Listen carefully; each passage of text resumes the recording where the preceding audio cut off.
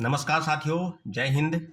अभी हम बात करेंगे बीपीएससी टीआरई 3 की जो परीक्षा फल यानी जो रिजल्ट है उसको लेकर किस प्रकार की चीज़ें हो रही है और जो लगातार इस तरह की चीज़ें आ रही है कि अभी लगातार छुट्टी भी है, दीपावली भी है, छठ पूजा भी है।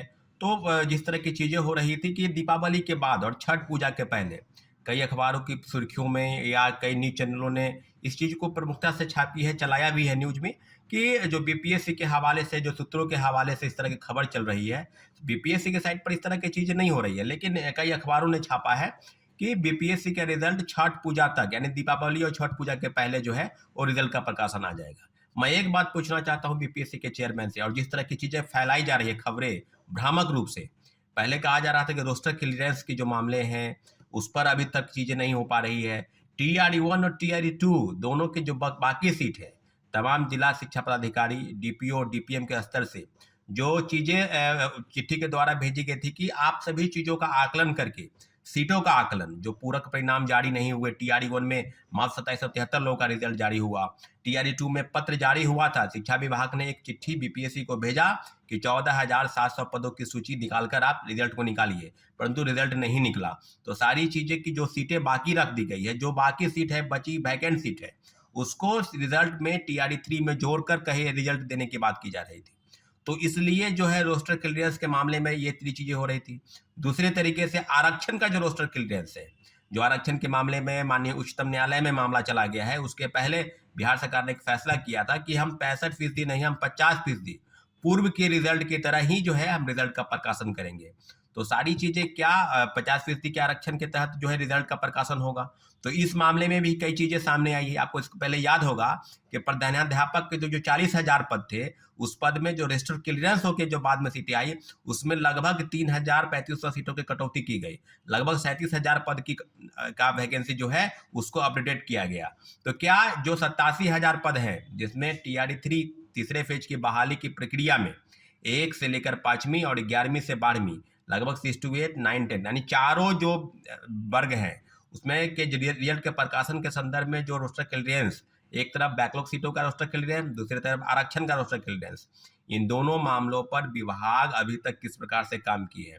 लगातार इस तरह की चीजें हो रही है कि आएगा रिजल्ट। कई कई खबरें ये भी चलती है कि नवंबर तक रिजल्ट आएगा। अगर बीपीएससी ने अपने साइट के हवाले से कुछ भी सूचना देने से इनकार किया है या कुछ भी ऐसा, तो हम लोग का स्पष्ट मानना था कि रोस्टर क्लियरेंस के मामले पर देरी हो सकती है, आप देरी कीजिए। लेकिन दूसरे तरीके से आप जो भ्रामक खबरें न्यूज पेपरों के माध्यम से फैलाई जाती है कि इस तरह की चीजें नहीं होगी, आगे क्या होगा, सारी चीजों पर एक गतिविधि के रूप में सामने आती है। तो सीधे सीधे हम लोग का मानना है कि हम लोग की डिमांड टीआरई 1 में थी, इसमें बड़े पैमाने पर फर्जीवाड़े तरीके से लोग बहाल हो गए। कई कई जगह से लोग काउंसलिंग करा ले, किन्हीं का रिजल्ट अगर चारों जगह से है तो चारों जगह से काउंसलिंग करा के और फिर एक जगह आपने ज्वाइनिंग किया। तो ये छात्रों अभ्यर्थियों की तरफ से भी गलती हुई और विभाग बीपीएससी जिस प्रकार से कर रही थी, शिक्षा विभाग जिस प्रकार से कर रही थी, उसका खमियाजा बड़े पैमाने पर हमारे शिक्षक अभ्यर्थियों को भुगतना पड़ा कि सीटें खाली रख दी गई। और उसके बाद जब पूरक परिणाम के लिए लगातार प्रोटेस्ट हुआ तो छात्र अभ्यर्थियों पर फर्जी एफआईआर दौड़ाया गया, शिक्षा विभाग में प्रोटेस्ट हुआ, बीपीएससी के प्रोटेस्ट हुआ और लगातार गर्दनी बाग में धरना स्थल पर भी लोग बैठे। पूरक परिणाम जारी नहीं हुआ। पूरक परिणाम के लिए लोग कोर्ट में गए, कोर्ट के आदेश के बाद भी अभी तक पूरक परिणाम जारी नहीं हुआ है और लगातार सरकार ये कह रही थी और उसके बाद जो है ये मामला डबल बेंच में चला गया। तो हम सीधे सीधे पूछना चाहते हैं कि जहां राज्य सरकार एक तरफ कहती है कि पूरक परिणाम के लिए कोर्ट के आदेश का हम इंतजार करेंगे, कोर्ट के आदेश के बावजूद आप डबल बेंच में चले गए। उसके बाद ये कह रहे हैं कि हम बैकलॉग सीट जो टीआरई 1 और टीआरई 2 दोनों में बची है उसको हम भरेंगे टीआरई 3 में। अरे किस तरह की चीजें आप फैला रहे हैं, क्यों छात्रों को दिग्भ्रमित कर रहे हैं? लगातार इस तरह की चीजें कब तक आप करेंगे? अगर आपके मन में सवाल पूरक परिणाम को लेकर नहीं है तो आप जो बैकलॉग सीट है उसको आप जोड़ने की बात कर रहे हैं। तो टीआरई 3 में कितने तरह के सीट, कितने तरह की चीज जाएंगी? तो यही बात है ना, 87,000 पदों पर पहले रोस्टर क्लियरेंस तो आप करवा लीजिए, फिर आप कहेंगे कि 87,000 पद में भी सीटों की कटौती की गई। रोस्टर क्लियरेंस का जो बात आएगी, जिस तरह से प्रधानाध्यापक के मामले में 40,000 पदों में 37,000 पद का ही रोस्टर क्लियरेंस हुआ, तो क्या बीपीएससी टीआरई 3 में भी रोस्टर क्लियरेंस के मामले में भी सीटों की कटौती की जाएगी? इस तरह की चीजों को कटौती किसी भी हाल में बर्दाश्त नहीं किया जाएगा।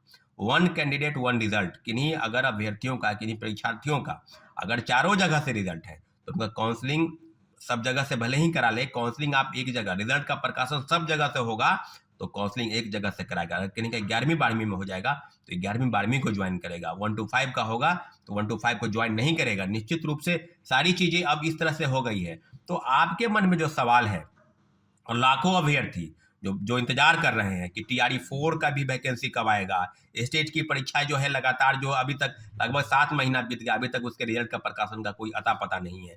दूसरे तरीके से जो 22-24 के सेशन वाले हैं उनका क्या होगा, जो बीएड करके बैठे हुए हैं। तो स्टेट के परीक्षा के संचालन के संबंध में भी विभाग द्वारा, बीएसईबी द्वारा कुछ पत्र जारी नहीं हो रहा है। दूसरे तरीके से कहा जाए तो टीआरई 3 के रिजल्ट को भी आप लंबित करके बैठा हुए हैं। रोस्टर क्लियरेंस के मामले में भी आप कह रहे हैं कि जो है कब तक आएगा। तो सारी चीज़ें सरकार के समक्ष जो है गतिविधि के रूप में आगे बढ़ रही है। किस तरह की चीज़ें हो गई, एक तरफ आप ढकोसला करते हैं कि हम जो है छात्र अभ्यर्थियों की जो हित की रक्षा कर रहे हैं, दूसरी तरफ आप सीटों को बचाने का जो षड्यंत्र रच रहे हैं, उस मामले में भी कहीं ना कहीं पर्दाफाश हो चुका है कि रोस्टर क्लियरेंस के मामले में। दूसरे तरीके से कहा जाए तो आरक्षण के मामले में जो भी चीज़ें होगी सामने आएगी। लेकिन हम लोग का स्पष्ट मानना है कि बड़े पैमाने पर फर्जी बहाली नहीं हो, इसलिए डॉक्यूमेंट का वेरिफिकेशन आप पहले करा लें। जितने भी अभ्यर्थी हैं ठोक बजा के उनका एक एक एकेडमिक सर्टिफिकेट, डोमिसाइल सर्टिफिकेट, चाहे वो दिव्यांग है तो दिव्यांग सर्टिफिकेट, और जो भी चीज़ें उनके संबंध में जो भी आवेदन के साथ उन्होंने डॉक्यूमेंट को इनक्लोज किया है, सब सर्टिफिकेट का वेरिफिकेशन आप अपने स्तर से कर लें, तभी आप रिजल्ट का प्रकाशन करें। 1 कैंडिडेट 1 रिजल्ट, और रिजल्ट कब होगा ये बीपीएससी तय करे। अगर लगातार आप रोस्टर क्लियरेंस के मामले में, आरक्षण का रोस्टर क्लियरेंस, उस मामले में भी लगातार गतिविधि को बढ़ा रहे हैं, इस मामले में लगातार छात्र अभ्यर्थी इंतजार कर रहे हैं कि टीआरई 3 के रिजल्ट के प्रकाशन में आखिर इतनी देरी क्यों है। अगर आपको 50% भी आरक्षण पर रिजल्ट निकालना है, उस रिजल्ट का प्रकाशन आप जल्द से जल्द कर दे। अगर आप नहीं करना चाहते हैं तो इसके लिए 1 कैंडिडेट 1 रिजल्ट और डॉक्यूमेंट के रिजल्ट के प्रकाशन के पहले डीवी, ये बहुत जरूरी है। इसलिए सारी चीजों पर बीपीएससी को क्लियर करना होगा। और जिस तरह के खबर 1 कैंडिडेट 1 रिजल्ट, और रिजल्ट कब होगा ये बीपीएससी तय करे। अगर लगातार आप रोस्टर क्लियरेंस के मामले में, आरक्षण का रोस्टर क्लियरेंस, उस मामले में भी लगातार गतिविधि को बढ़ा रहे हैं, इस मामले में लगातार छात्र अभ्यर्थी इंतजार कर रहे हैं कि टीआरई 3 के रिजल्ट के प्रकाशन में आखिर इतनी देरी क्यों है। अगर आपको 50% भी आरक्षण पर रिजल्ट निकालना है, उस रिजल्ट का प्रकाशन आप जल्द से जल्द कर दे। अगर आप नहीं करना चाहते हैं तो इसके लिए 1 कैंडिडेट 1 रिजल्ट और डॉक्यूमेंट के रिजल्ट के प्रकाशन के पहले डीवी, ये बहुत जरूरी है। इसलिए सारी चीजों पर बीपीएससी को क्लियर करना होगा।